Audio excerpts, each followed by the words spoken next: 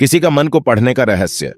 दोस्तों, किसी के भी मन को पढ़ने या जानने के 3 तरीके होते हैं, लेकिन तीनों तरीकों को समझना बहुत जरूरी है। यदि आपने इन 3 तरीकों को समझ लेते हैं तो आप किसी के भी मन की बात को बहुत बड़ी ही आसानी से जान सकते हैं।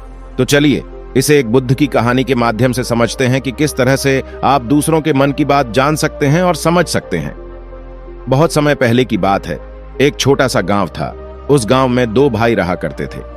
बड़ा भाई आंख से अंधा था, जिस कारण वह हमेशा घर पर ही बैठा रहता था, और छोटा भाई खेती किया करता था। लेकिन खेतों में अधिक जानवर आने से पूरी फसलें नष्ट हो जाती थीं, जिस कारण छोटा भाई बहुत परेशान हो चुका था। तभी उसे एक तरकीब सूझी। एक दिन उसने सोचा, खेत में से जानवर को भगाने के लिए क्यों ना मैं अपने बड़े भाई का मदद लूं। वैसे भी बड़े भाई आंख से अंधे हैं। अगर वह खेत में बैठे रहेंगे तो जानवरों की आहट आने पर उन्हें जोर जोर से चिल्लाकर भगा सकते हैं, जिससे हमारे फसलें नष्ट होने से बच सकती हैं। इसलिए मैं उन्हें खेत में बिठा देता हूं। यह सब सोच विचार करने के बाद उसने अपने खेत में ही एक छोटी सी कुटिया तैयार की और अपने अंधे भाई को खेत में बिठा दिया और उनसे कहा, भैया, यदि कोई जानवर की आहट सुनाई दे तो आप जोर जोर से चिल्लाने लगना। ये सुनकर वे जानवर यहां से भाग जाएंगे और हमारे फसलें नष्ट होने से बच जाएगी। बड़ा भाई छोटे भाई की बात मानकर उस दिन से वह खेत में रहना शुरू कर देता है। जब भी किसी जानवर की आहट उसे सुनाई देती तो वह बहुत जोर जोर से चिल्लाना शुरू कर देता है, जिससे वे जानवर उसके खेतों से भाग जाते। ऐसे करते कई दिन बीत चुके थे। तभी एक दिन उसके खेत में एक हिरनी आती है और वह खेत के रुद्धानी को तोड़कर वहां से भाग गई। लेकिन इस हिरन का पीछा करते हुए एक राजा भी उसके खेत में आ पहुंचा। तभी राजा की नजर उस अंधे भाई पर पड़ती है। राजा उस आदमी से कहता है, देखो, मैं यहां एक जानवर का पीछा करते हुए आया हूं। क्या तुमने उस जानवर को यहां पर देखा है? इस पर वह व्यक्ति कहता है, हे राजन, मैं तो आंख से अंधा हूं। मैं भला किसी जानवर को कैसे देख सकता हूं? लेकिन मैं आपको इतना जरूर बता सकता हूं कि जो जानवर मेरे खेत से होकर भागा है वह आपके लायक नहीं है। आप उसके पीछे अपना समय यूं ही व्यर्थ कर रहे हैं। राजा उसे अंधे आदमी की बात सुनकर बड़ा आश्चर्य में पड़ गया। वो ये सोचने लगा कि ये आखिर अंधा है। फिर इसे कैसे पता कि जिस हिरन को मैं तलाश रहा हूं वह हिरन मेरे लायक ही नहीं है? ये अंधा व्यक्ति मुझे कैसे बता सकता है? तभी उस राजा उसे अंधे आदमी से कहता है, कहीं तुम मुझसे झूठ तो नहीं बोल रहे हो? एक तरफ तुम कहते हो कि तुम अंधे हो और दूसरी तरफ यह भी कहते हो जो जानवर यहां से भागा है वह मेरे लायक नहीं है। इस पर वह अंधा आदमी कहता है, हे राजन, जिसे आप एक हिरन समझ रहे हो, असल में वह एक हिरन नहीं है बल्कि एक हिरनी है, और वह भी गर्भवती है। और जहां तक मुझे ज्ञान है, मैंने कभी किसी राजा को किसी गर्भवती हिरनी का शिकार करते हुए नहीं सुना है, और इसी कारण मैं आपसे यह कह रहा हूं कि वह हिरनी आपके लायक नहीं है। आप उसके पीछे अपना समय व्यर्थ ना करें।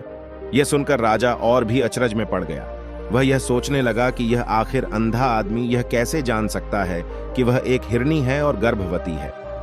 राजा कुछ देर सोच विचार करने के बाद अपने सेनापति से कहता है, सेनापति जी, मुझे वह जानवर जिंदा चाहिए, क्योंकि मुझे यह पता करना है क्या वह हिरनी है और क्या वह गर्भवती है, क्योंकि यह अंधा आदमी बहुत विश्वास के साथ कह रहा है और मुझे इस बात की पुष्टि करनी है। यदि वह हिरनी हुई और गर्भवती हुई तो वह हमारे शिकार के लायक नहीं है, क्योंकि हम एक हिरन का पीछा कर रहे थे। इसलिए जाओ और पता करो क्या वह हिरनी है।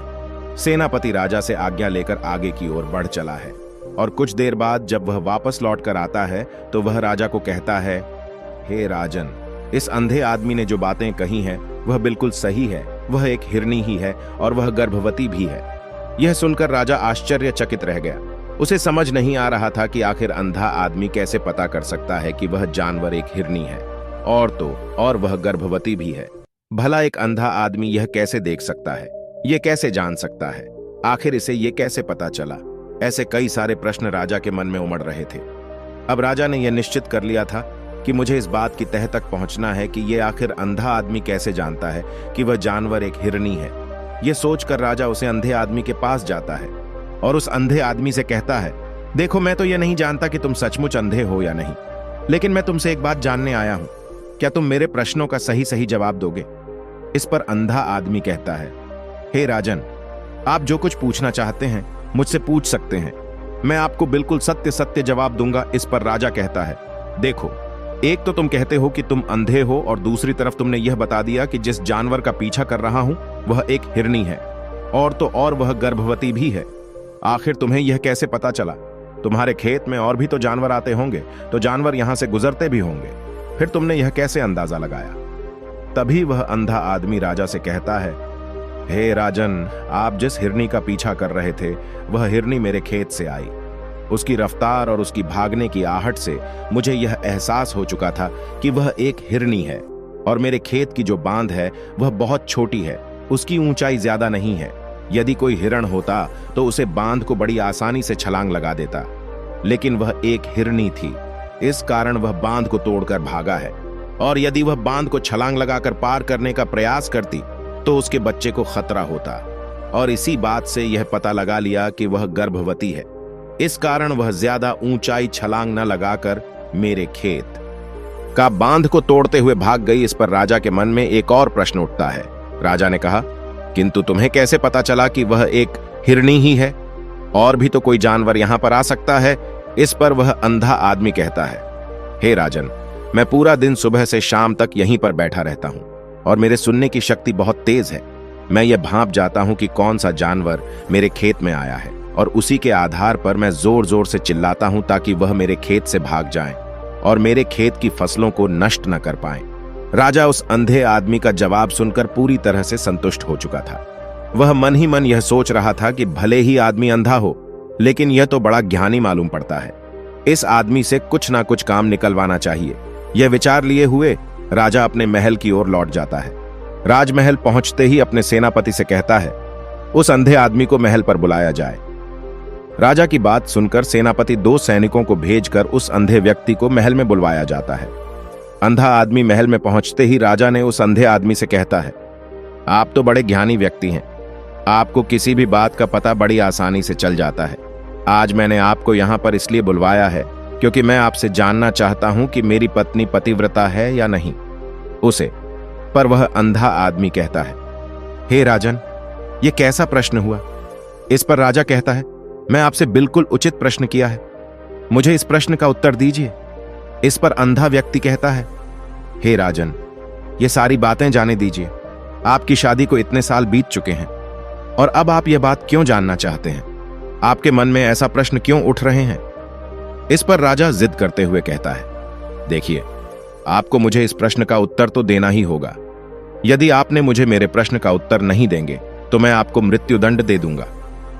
राजा के मुख से यह बात सुनकर अंधा व्यक्ति कहता है, हे राजन, यदि आप इस प्रश्न का उत्तर जानना चाहते हैं तो उसके लिए आपको मेरा एक काम करना होगा।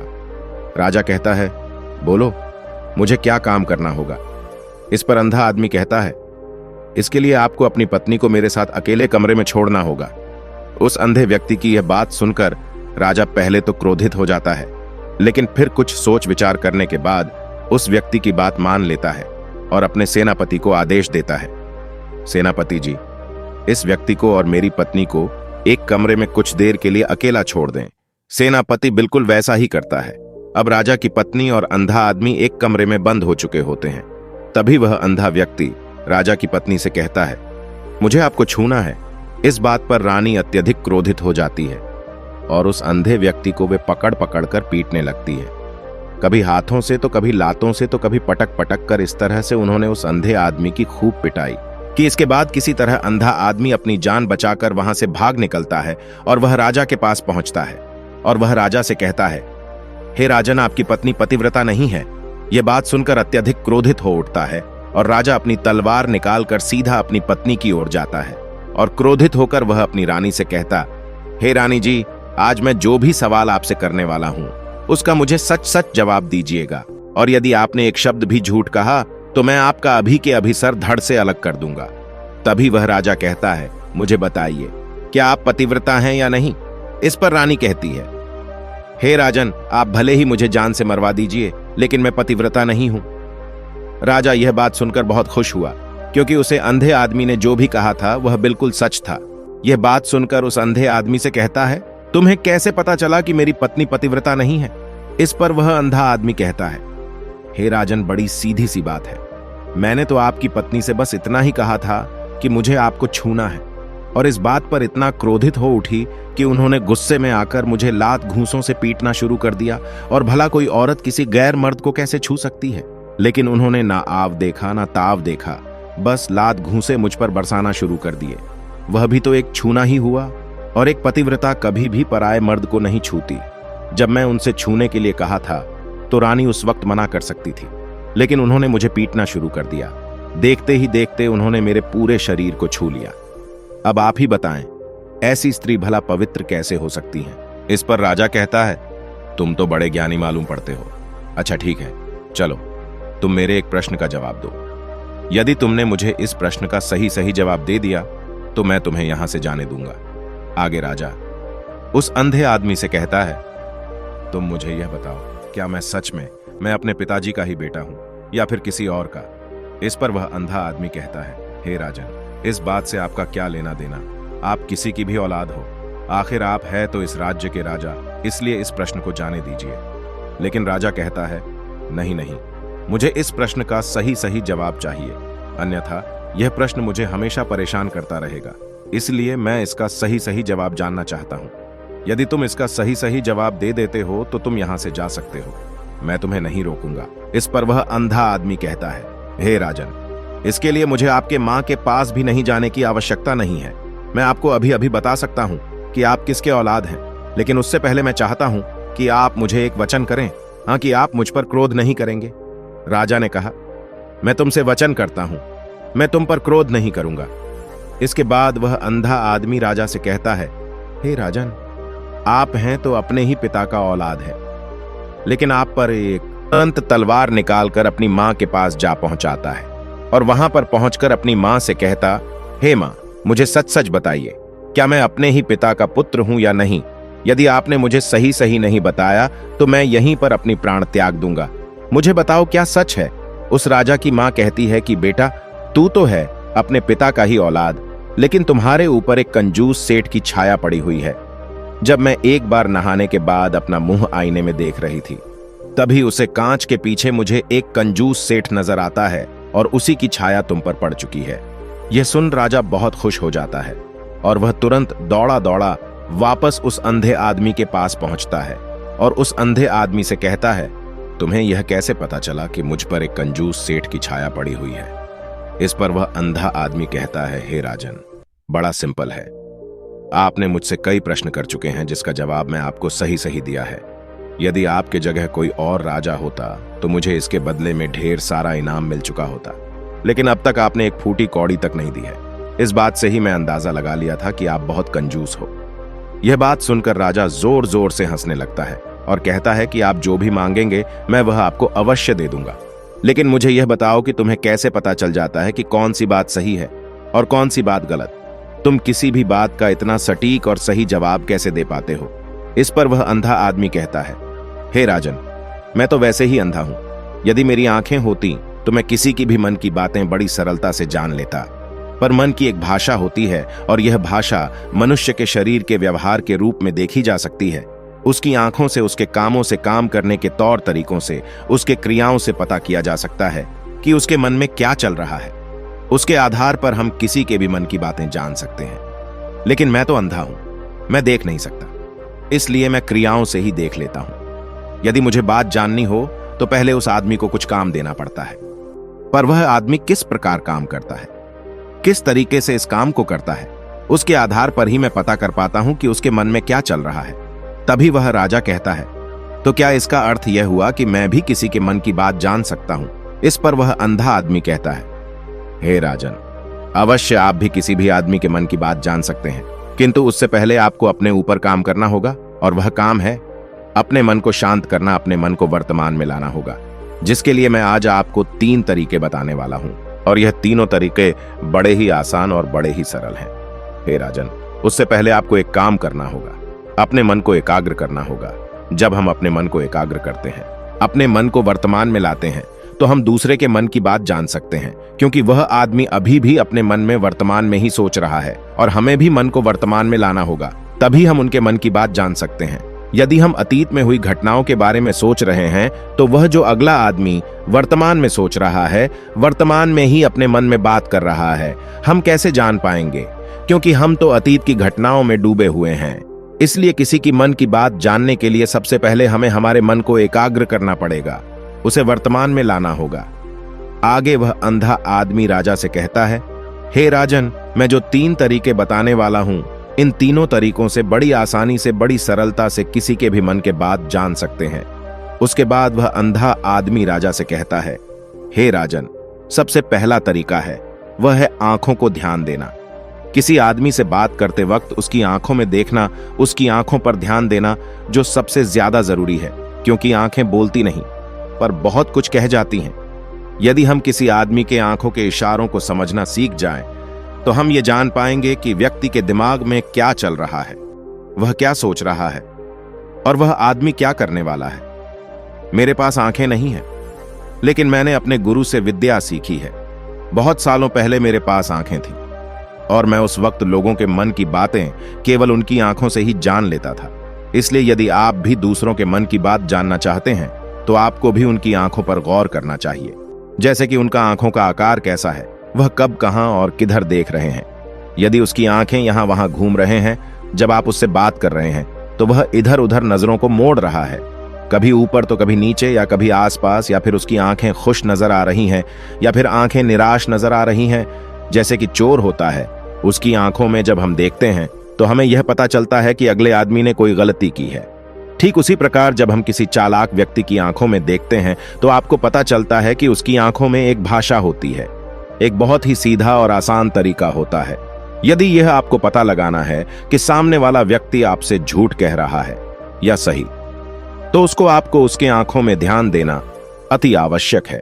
यदि आपसे बात करते वक्त आदमी अपनी आंखें यहां वहां घुमा रहा है, ऊपर नीचे इधर उधर दाएं बाएं हर जगह देख रहा है, तो इसका अर्थ यह हुआ कि वह कुछ बातों से निकलने का कोई रास्ता ढूंढ रहा है, वह कोई झूठ बोल रहा है या बहाना बना रहा है। यदि सामने वाला व्यक्ति आपसे कुछ झूठ कहने का प्रयास कर रहा है, तो वह आपसे नजर नहीं मिलाएगा, वह यहां वहां देखेगा, ऊपर नीचे देखेगा, लेकिन वह आपकी आंखों में आंखें डालकर कभी नहीं देख पाएगा, क्योंकि उसे डर है कि कहीं उसने आपकी आंखों में आंखें डालकर देखी तो उसका झूठ पकड़ जाएगा और लोगों को सच का पता चल जाएगा। और इस प्रकार कुछ और भी भाषाएं होती हैं। जब आप किसी की आंखों में आंखें डालकर यह देखना शुरू कर देंगे कि उसकी हाव भाव क्या है, ठीक उसी प्रकार चेहरे का हाव भाव होते हैं। इससे हम मन की बातें बड़ी आसानी और सरलता से हम समझ सकते हैं, और इन्हें भी समझना बहुत ही जरूरी है। कभी कभी कोई व्यक्ति अपने चेहरे से, आंख और होंठ से बहुत से अलग अलग व्यवहार करता है।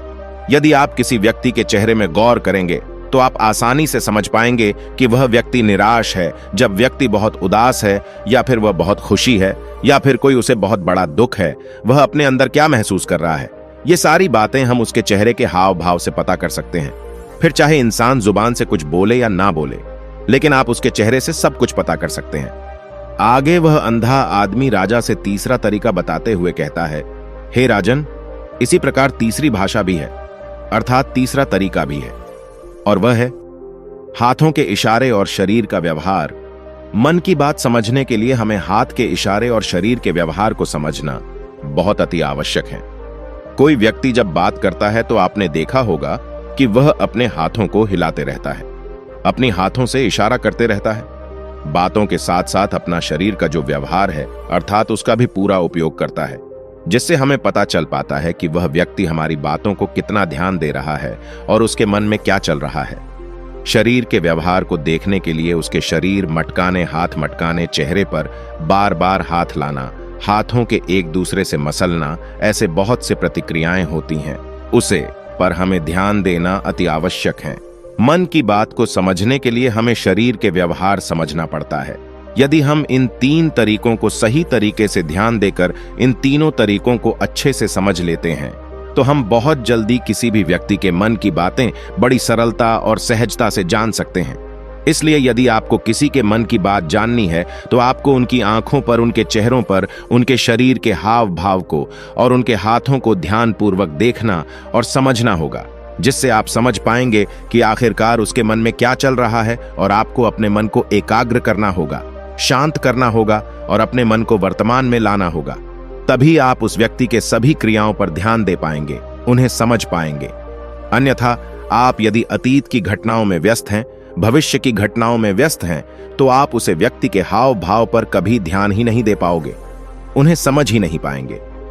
अन्यथा आप यदि अतीत की घटनाओं में व्यस्त हैं, भविष्य की योजनाओं में व्यस्त हैं, तो आप उस आदमी के हाव भाव पर कभी ध्यान नहीं दे पाओगे और ना ही आप ये कभी समझ पाएंगे कि आखिर उस आदमी के मन में क्या चल रहा है, वह क्या सोच रहा है। आपने देखा होगा कि ऐसे कई बड़े संत महात्मा हैं जो बड़े ही शांति से देखते हैं और आपको देखकर ही यह बता देते हैं कि आपका मन में क्या चल रहा है, आप उनसे क्या जानने आए हैं। और इसका सबसे बड़ा प्रमुख कारण यही है कि आपका मन को पढ़ सकते हैं, आपको समझ सकते हैं, आपकी मन की बातें जान सकते हैं, क्योंकि उनका मन एकाग्र है, शांत है और यही कारण है कि वह आपके मन की बातें बड़ी सरलता से समझ जाते हैं। यदि आपने अब तक पूरी कहानी को सुना है तो मैं आपसे एक छोटा सा निवेदन करूंगा, कृपया हमारे चैनल को सब्सक्राइब करें ताकि मैं आपके लिए और भी ज्ञान से भरपूर कहानी लेकर आ सकूं। मिलते हैं आगे नई कहानी के साथ नई वीडियो में। धन्यवाद।